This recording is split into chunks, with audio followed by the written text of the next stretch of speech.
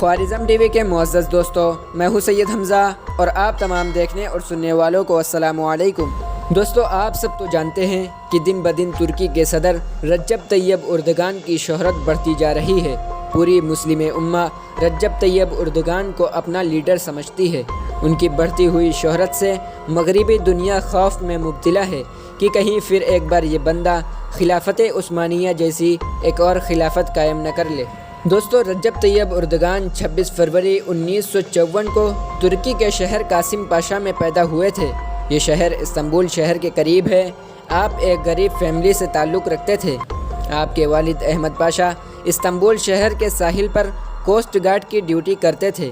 آپ نے اپنی ابتدائی تعلیم 1965 سے 1973 تک قاسم پاشا شہر میں موجود پیالے پرائمری اسکول اور امام خطیب اسکول میں حاصل کی تھی۔ اس اسکول کے تعلیمی نصاب میں 75% جدید دنیاوی تعلیم اور 25% دینی تعلیم شامل تھی۔ یہ 25% دینی تعلیم قرآن و حدیث اور سیرت النبوی پر مشتمل تھی۔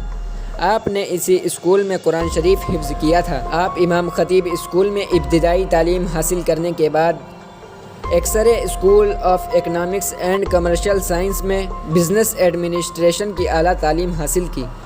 اب یہ اسکول مرمرہ یونیورسٹی کے نام سے مشہور ہے۔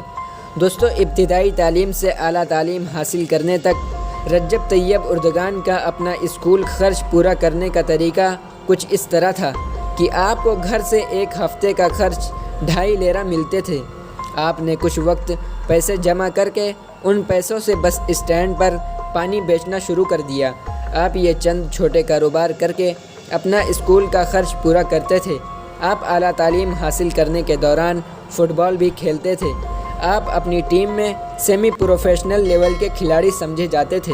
جس کلب میں آپ فٹ بال کھیلتے تھے، اب اس کلب کا نام رجب طیب اردگان اسٹیڈیم رکھ دیا گیا ہے۔ دوستو، رجب طیب اردگان 1976 میں اینٹی کمیونسٹ ایکشن گروپ ایک اسٹوڈنٹ تنظیم جوائن کی تھی۔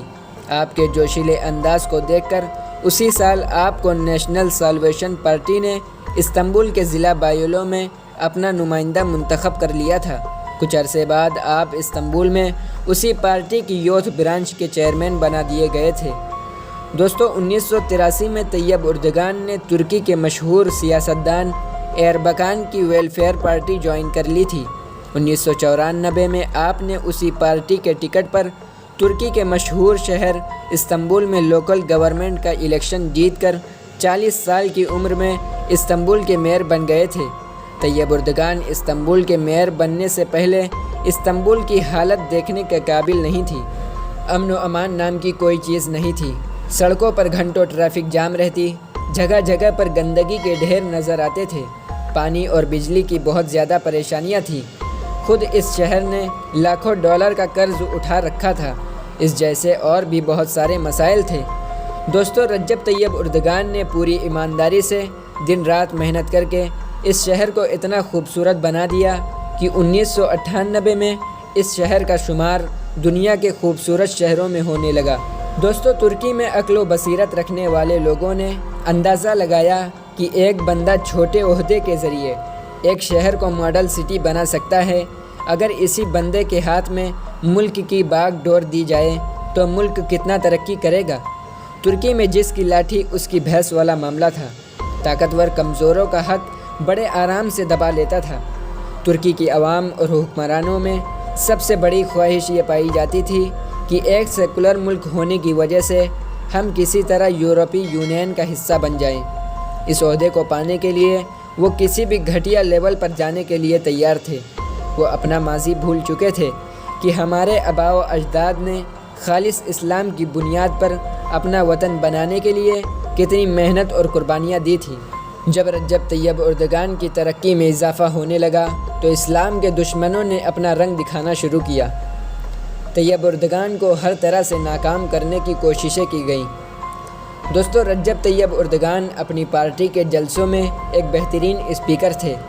آپ نے ایک جلسے میں 20ویں صدی کے مشہور ترک شاعر ضیاء گوکالپ کی کچھ نظم کا حصہ پڑھا تھا، جس کا مفہوم یہ ہے: مسجدیں ہماری بیرق، گنبد ہمارے ہیلمٹ، مینار ہمارے تیز خنجر اور وفادار ہمارے سپاہی ہیں۔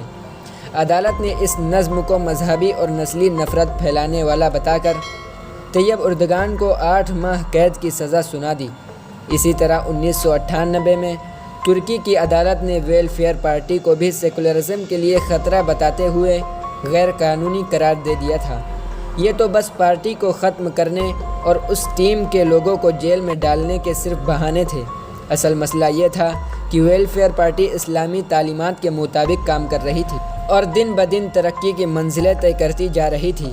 شرپسند عناصر نے اس پارٹی کو اپنے لیے خطرہ محسوس کیا تو اس پارٹی کے لوگوں کو جیلوں میں بند کر دیا اور ساتھ ہی میں اس پارٹی کا نام و نشان بھی ختم کر دیا۔ طیب اردگان نے اپیل دائر کرائی تھی کہ میری سزا کو مالی جرمانے میں کنورٹ کیا جائے۔ آپ کی سزا مالی جرمانے میں کنورٹ تو نہ ہوئی، لیکن عدالت نے آپ کی سزا میں 4 ماہ کمی کر دی تھی۔ آپ نے 4 ماہ قید کی سزا کاٹنے کے بعد ورچو پارٹی جوائن کی تھی۔ یہ پارٹی بھی اسلامی تعلیمات کے مطابق کام کر رہی تھی۔ طیب اردگان نے پارٹی کے ممبران کے سامنے یہ تجویز پیش کی کہ ہم اس پارٹی کو سیکولرزم کے طرز پر لے آئیں، لیکن ممبران نے آپ کی تجویز پر کوئی خاص توجہ نہ دی۔ پھر شرپسند عناصر نے اس پارٹی کو بھی 2001 میں بین کرا دیا تھا۔ جناب رجب طیب اردگان یہ بات اچھی طرح سمجھ چکے تھے کہ ترکی میں اسلام کے دشمنوں نے اپنے پنجے گاڑ لیے ہیں۔ کوئی بھی تنظیم یا پارٹی کھلم کھلا اسلام کے لیے کام نہیں کر سکتی۔ جتنی پارٹیز بھی اسلام کے لیے کام کر رہی تھی وہ کسی نہ کسی بہانے سے بین ہوتی جا رہی تھی۔ ان تمام صورتحال کا جائزہ لیتے ہوئے جناب رجب طیب اردگان نے فیصلہ کیا کہ ایک ایسی پارٹی بنائی جائے جس پر اسلام کی بجائے ویلفیئر اینڈ ڈیولپمنٹ کا کور چڑھا ہو، تاکہ شرپسند عناصر ہمارا راستہ نہ روک سکیں۔ آپ نے تمام پارٹیز کے فالوورز کو اکٹھا کر کے جسٹس اینڈ ڈیولپمنٹ کے نام پر اپنی خود کی پارٹی کا اعلان کر دیا۔ آج کی ویڈیو میں بس اتنا ہی، باقی کی اسٹوری اگلے ایپیسوڈ میں۔